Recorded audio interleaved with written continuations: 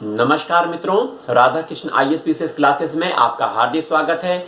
आज हम यहाँ आधुनिक भारत इतिहास में जो कड़ी चल रही थी, जिसमें प्रमुख गवर्नर जनरल वायसराय के शासनकाल में हुए प्रमुख घटनाओं पर चर्चा हो रही थी, उसी चर्चा को आज आगे बढ़ाएंगे।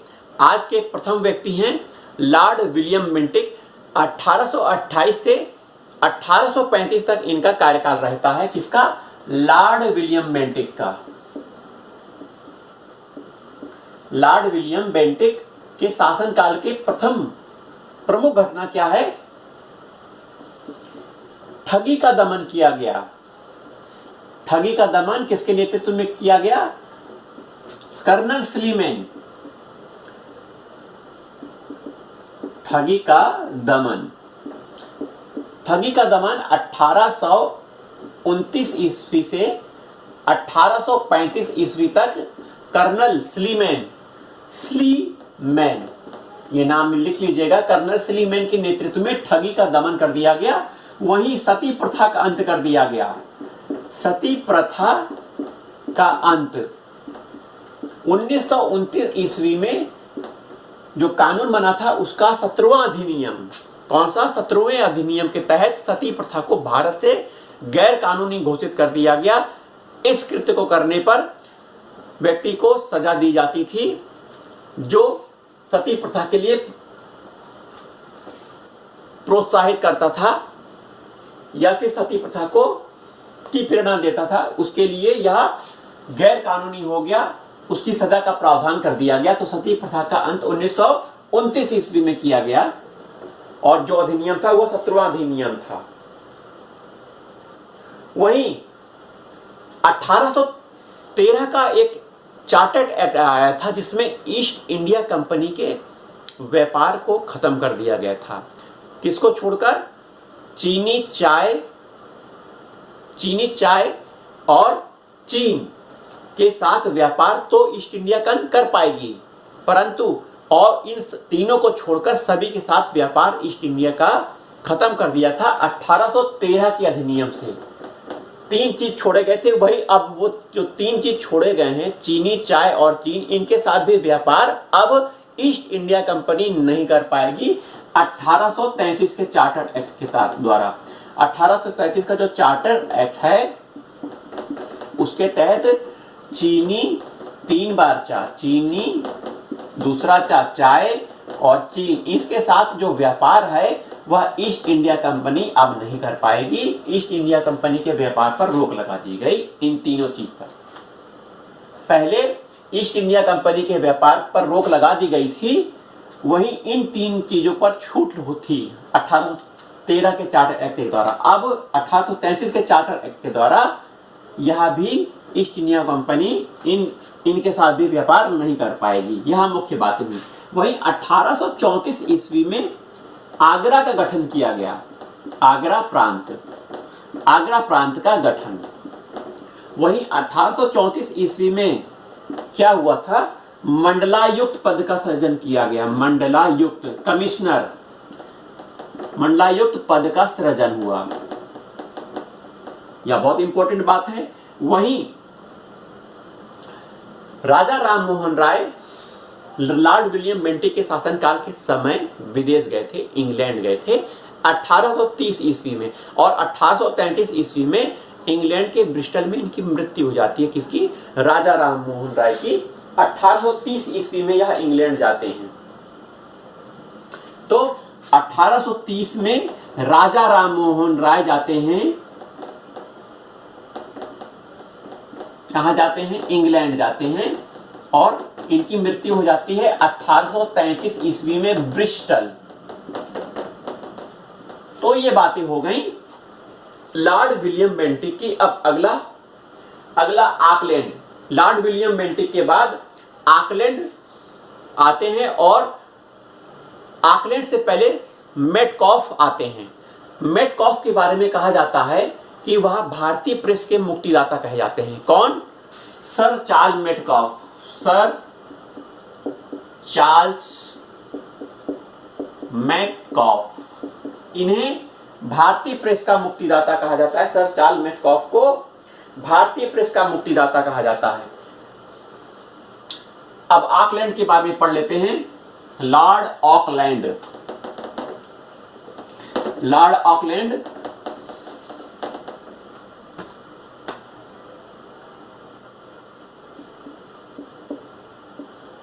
लॉर्ड ऑकलैंड के समय प्रथम आंग्ल और सिख युद्ध होता है। क्या होता है? प्रथम अफगान युद्ध होता है, सॉरी, प्रथम अफगान युद्ध लॉर्ड ऑकलैंड के समय होता है। प्रथम अफगान युद्ध। इनका शासनकाल क्या है? इनका शासनकाल है 1835 से 1842। प्रथम अफगान युद्ध लड़ा जाता है। वहीं 1835 में शिक्षा का प्रस्ताव इन्हीं के शासनकाल में लाया जाता है। वहीं अंग्रेजी भाषा को सरकारी भाषा के रूप में यूज किया जाता है, जबकि 1835 से पहले फारसी भाषा यूज की जाती थी। तो शिक्षा का प्रस्ताव लॉर्ड ऑकलैंड के समय लाया गया था, शिक्षा का प्रस्ताव। तो ये दो बातें हो गई। प्रथम अफगान युद्ध ऑकलैंड के समय लड़ा गया। वहीं 1835 में शिक्षा का प्रस्ताव पारित हुआ, जिसमें अंग्रेजी भाषा को सरकारी यूज के लिए प्रारंभ कर दिया गया। इससे पहले फारसी भाषा का यूज होता था सरकारी कार्यालय में। उसके बाद लॉर्ड एलन बरो के शासनकाल की क्या विशेषता है? 1842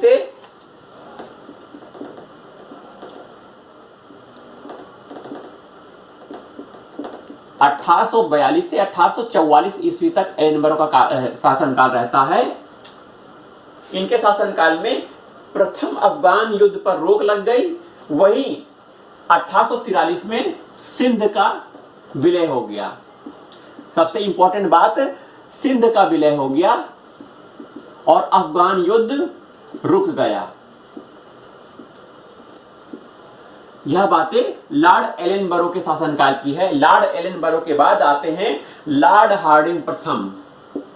लॉर्ड हार्डिंग प्रथम के समय प्रथम आंग्ल और सिख युद्ध होता है। आंग्ल सिख युद्ध, कौन सा युद्ध? आंग्ल सिख युद्ध होता है।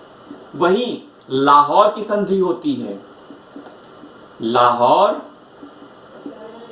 की संधि किसके बीच होती है? अंग्रेजों और सिखों के बीच लाहौर की संधि होती है। तो दो बातें हो गई। प्रथम आंग्ल सिख युद्ध 1845-46 में होता है। 1845-46 में आंग्ल सिख युद्ध होता है और 1846 ईस्वी में लाहौर की संधि होती है। वहीं 1846 ईस्वी में महिला शिशु वध पर रोक लगाई जाती है। 1846 ईस्वी में महिला शिशु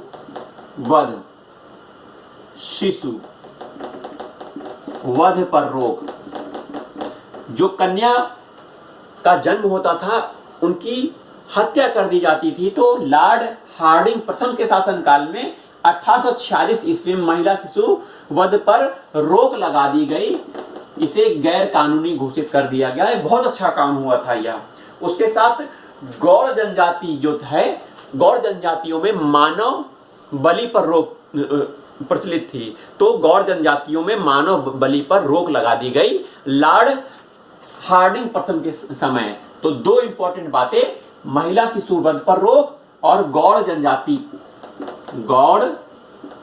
जनजाति में प्रचलित मानव बलि पर रोक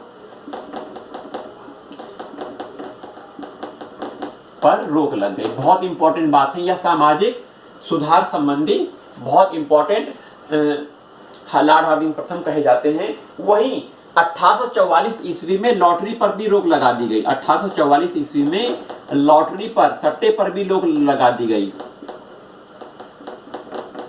तो ये इंपॉर्टेंट बातें हो गई लॉर्ड हार्डिंग प्रथम की। अब इंपॉर्टेंट आते हैं लॉर्ड डलहौजी, बहुत इंपॉर्टेंट हैं, सभी प्रतियोगी परीक्षा में डलहौजी से प्रश्न पूछे जाते हैं। तो डलहौजी, लॉर्ड डलहौजी के शासनकाल की प्रमुख बातें, व्यवगत नीति, डॉक्ट्रिन ऑफ लैप्स, यह नीति लॉर्ड डलहौजी की थी, जिसके तहत कई प्रकार के राज्यों जैसे सतारा को, झांसी को, अवध को विलय कर लिया गया, नागपुर को, झांसी को, बरार, संबलपुर को अंग्रेजी राज्य में मिला लिया गया, इसका विलय कर लिया गया। अवध को कुशासन के आधार पर विलय किया गया था। तो व्यवगत नीति या राज्य हड़प नीति यह लॉर्ड डलहौजी के शासनकाल में लाई गई थी। वही 1853 ईस्वी में प्रथम रेलवे लाइन का गठन किया गया। रेल लाइन बंबई से थाने के बीच प्रथम रेल चली थी। 1853 ईस्वी में प्रथम बार डाक व्यवस्था, कौन सी व्यवस्था? डाक व्यवस्था का प्रारंभ हुआ था। डाक व्यवस्था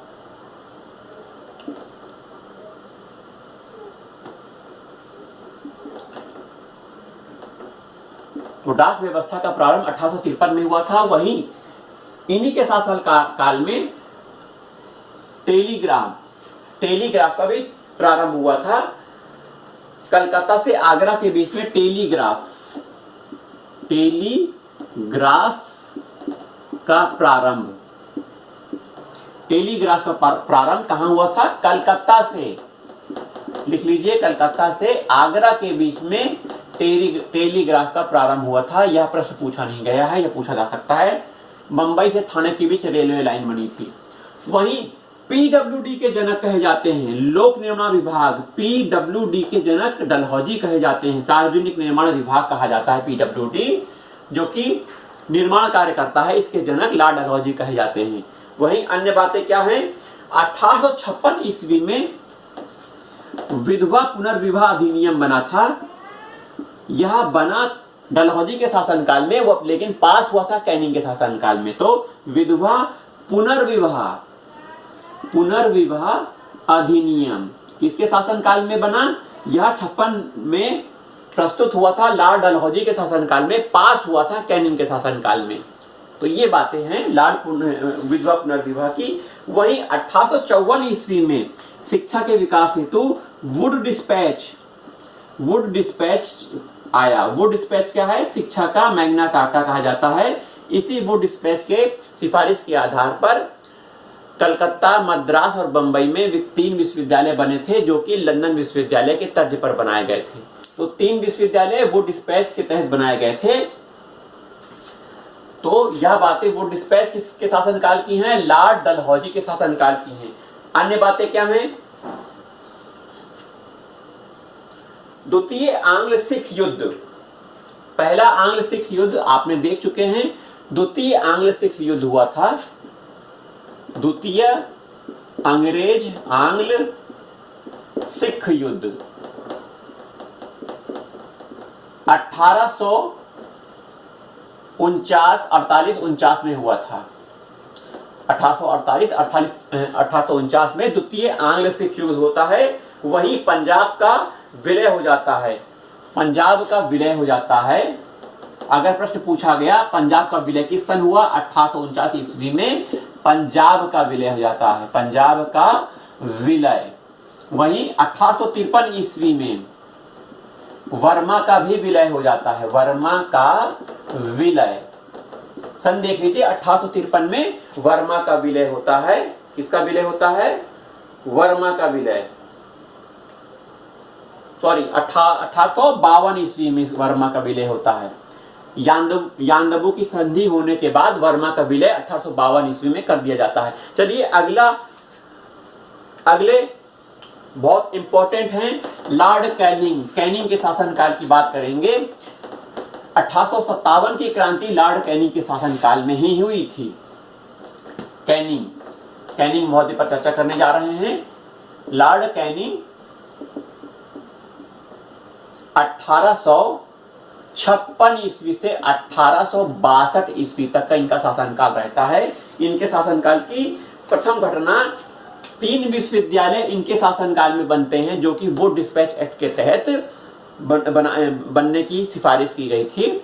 कलकत्ता, मद्रास और बंबई विश्वविद्यालय 1857 में इनका निर्माण होता है। वहीं 1857 की जो क्रांति होती है वह लॉर्ड कैनिंग के समय होती है। लॉर्ड कैनिंग के समय 1857 की क्रांति होती है। 1857 की क्रांति के बाद महारानी विक्टोरिया की घोषणा होती है, जिसमें पील कमीशन, कौन सा कमीशन है? पील कमीशन की सिफारिश के आधार पर भारतीय सैनिकों की तुलना में अंग्रेजी सैनिकों की संख्या बढ़ा दी गई। पील कमीशन क्या है? भारतीय सैनिकों की तुलना में अंग्रेजी सैनिकों की संख्या बढ़ा दी गई थी। पील कमीशन की सिफारिश के आधार पर 1857 की क्रांति होती है कैनिंग के शासनकाल में। 1857 की क्रांति, 3 विश्वविद्यालयों का गठन, पील कमीशन का गठन, महारानी विक्टोरिया की घोषणा कब होती है? 1858 ईस्वी में महारानी विक्टोरिया की घोषणा, वहीं अन्य बातें क्या हैं? 1861 ईस्वी में पोर्टफोलियो व्यवस्था का प्रारंभ हो जाता है। विभागीय व्यवस्था कही जाती है। 1861 में आयकर अधिनियम बन जाता है। आयकर अधिनियम 1861 में प्रथम बजट, 1861 में प्रथम बजट, आयकर अधिनियम नहीं, आयकर लागू होता है। आयकर लागू होता है 1861 में, प्रथम बजट 1861 में बनता है। वहीं पोर्टफोलियो व्यवस्था का गठन होता है। वहीं 1861 में बहुत इंपॉर्टेंट है, आईपीसी, इंडियन पेनल कोड का गठन 1861 ईस्वी में होता है। वहीं 1861 में भारतीय उच्च न्यायालय एक्ट बनता है। 1861 ईस्वी में भारतीय उच्च न्यायालय एक्ट कब बना? 1861 में लॉर्ड कैनिंग के शासनकाल में बना था। वही अन्य क्या बातें थी? अन्य बातें हो गई। अब आइए लॉर्ड एल्गिन प्रथम, 1862 ईस्वी में लॉर्ड एल्गिन आते हैं भारत में, और 1862 ईस्वी में वहीं इनकी मृत्यु हो जाती है भारत में। तो 1862 में अब दूसरा अन्य व्यक्ति है sir John Lawrence. Sir John Lawrence के समय भूटान के साथ युद्ध होता है। भारत का भूटान के साथ युद्ध होता है। और क्या बातें हैं? जो टेलीग्राफ लाइन है 1865 ईस्वी में भारत से इंग्लैंड को जोड़ दी गई। किसको? सीधे यूरोप, लंदन से भारत को जोड़ दिया गया। 1865 ईस्वी में लंदन से टेलीग्राफ को भारत से जोड़ा गया। टेलीग्राफ 1853 ईस्वी में डलहौजी के शासनकाल में प्रारंभ की गई थी। यह किसके शासनकाल में? यह सर जॉन लॉरेंस के शासनकाल में। लॉर्ड सर जॉन लॉरेंस के शासनकाल में 1865 में लंदन से भारत टेलीग्राफ सेवा को जोड़ दिया गया, सीधे जोड़ दिया गया। वहीं अब अगले और important Lord Mayo viceroy. Lord Mayo के शासनकाल में जो अंग्रेजी राजकुमार हैं उनके राजनीतिक शिक्षा के लिए 2 विश्वविद्यालयों का गठन किया गया था।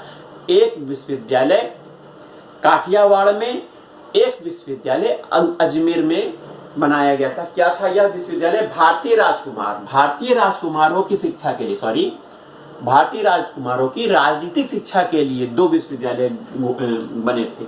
एक विश्वविद्यालय मेयो विश्वविद्यालय था, एक राजकोट विश्वविद्यालय था। तो राजकोट विश्वविद्यालय काठियावाड़ में खुला मेयो के शासनकाल में। वहीं मेयो विश्वविद्यालय, मेयो कॉलेज, कॉलेज कहा जाए, विश्वविद्यालय ना कहा जाए, राजकोट कॉलेज और मेयो कॉलेज, यह अजमेर में, मेयो कॉलेज अजमेर में खोला गया। किस लिए खोला गया था ये दोनों कॉलेज? यह भारतीय राजकुमारों की राजनीतिक शिक्षा के लिए खोले गए थे। वहीं 1870 ईस्वी में मेयो का वित्तीय बंदोबस्त, मेयो का वित्तीय बंदोबस्त क्या है? जिसमें केंद्र और राज्यों के बीच वित्तीय बंटवारे का प्रथम प्रयास किया गया मेयो के वित्तीय बंदोबस्त के तहत। यह वित्तीय बंदोबस्त 1870 में आया था। मेयो का वित्तीय बंदोबस्त, एक बार फिर से सुन लीजिए, भारत में केंद्र और राज्यों के बीच में वित्त के बंटवारे के संबंध में प्रथम प्रयास मेयो के वित्तीय बंदोबस्त के द्वारा किया गया, केंद्र राज्य के बीच में, अर्थात वित्तीय विकेंद्रीकरण, वित्तीय विकेंद्रीकरण के जनक मेयो कहे जाते हैं, वित्तीय विकेंद्रीकरण के जनक मेयो कहे जाते हैं। 1872 ईस्वी में अंडमान निकोबार द्वीप समूह में जो जेल है उसका दौरा करने, मुआयना करने गए थे हमारे मेयो साहब। मेयो साहब की वहां एक किसने, कैदी द्वारा छुरा घोंपकर हत्या कर दी गई। यह प्रश्न पूछा गया है और पूछा भी जा सकता है कि किस वायसराय की हत्या एक अंडमान निकोबार द्वीप समूह में दौरा करने के दौरान उनकी मृत्यु हो गई थी, उनको छुरा घोंप के हत्या कर दी गई थी। तो लॉर्ड मेयो हैं 1872 ईस्वी में।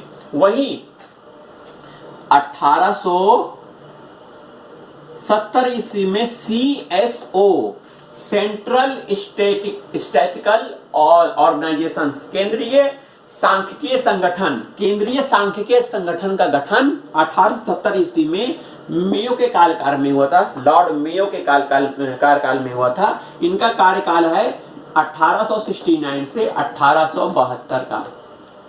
वहीं भारत की प्रथम जनगणना, भारत की प्रथम जनगणना, याद रखिएगा, ऑफिशियल नहीं है, सरकारी नहीं है, भारत की प्रथम जनगणना मेयो के शासनकाल में 1871 ईस्वी में हुई थी और सरकारी प्रॉपर सही तरीके से जनगणना रिपन के शासनकाल में हुई थी 1881 ईस्वी से। तो आज की वीडियो में इतना ही। जय हिंद, जय भारत।